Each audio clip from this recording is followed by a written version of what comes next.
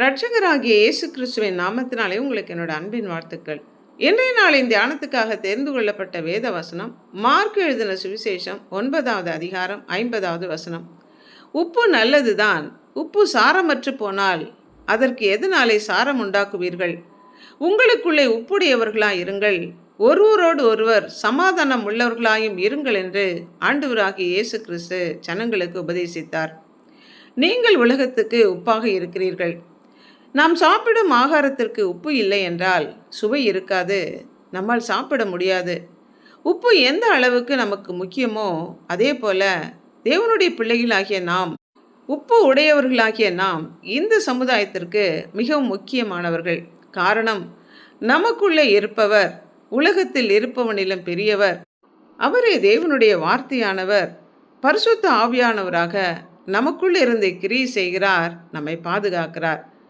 தேவன் நம்மை ஸ்திரப்படுத்தி திடப்படுத்துகிறார்.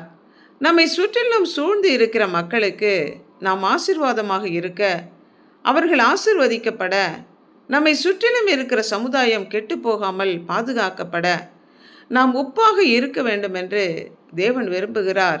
நாம் சமாதானமாக இருப்பதன் மூலம் தேவனுடைய கிருபையை, தேவனுடைய அன்பை மற்றவர்களுக்கு நாம் அறிவிக்க முடியும். கிருபையினாலும் சத்தியத்தினாலும் நிறைந்தவராய் நமக்குள்ளே வாசம் பண்ணுகிற தேவனை நாம் வெளிப்படுத்த நம்முடைய வார்த்தைகள் கிருபை பொருந்தியதாகவும் அன்பினால் மெருகேற்றப்பட்டதாகவும் இருக்க வேண்டும்.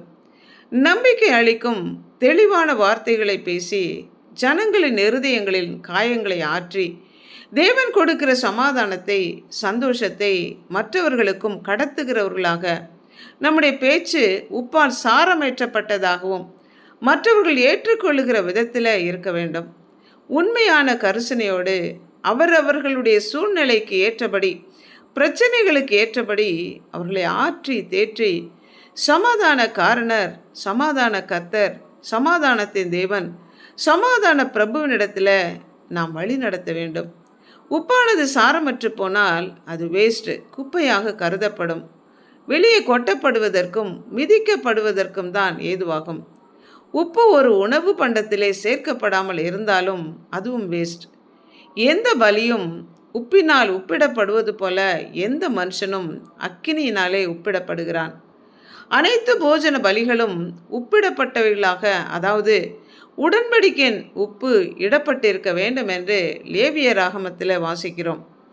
இது தேவனுக்கும் மனிதனுக்குமான உடன்படிக்கை, தூய்மையையும் நித்தியமான அழியாத நிலைத்தன்மையும் குறிக்கிறது. உப்பு கெட்டு போகாது, அது சேருகிற பொருட்களையும் கெட்டுப்போக பண்ணாது. உப்பானது மதிப்பு மிக்கது, ஆனால் விலை மதிப்பற்ற பொருள்.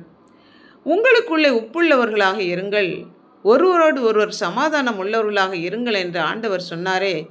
நமக்குள்ளே சமாதானம், நம்மை சுற்றி இருக்கிற மக்களோடு கூட சமாதானமாக நாம் வாழும்போது நாம் இந்த பூமிக்கு உப்பாக இருக்கிறோம். ஜெபிப்போம்.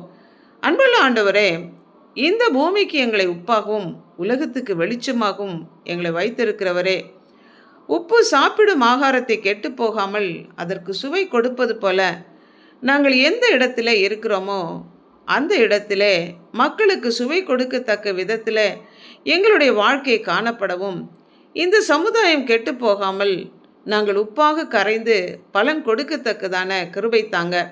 நாங்கள் சாரமற்ற ஒரு வாழ்க்கை வாழாதபடி சாரமுள்ள வாழ்க்கை வாழ அர்ப்பணித்து இயேசு கிறிஸ்துவின் நாமத்தினால் ஜெபிக்கிறோம் பிதாவே. ஆமென்.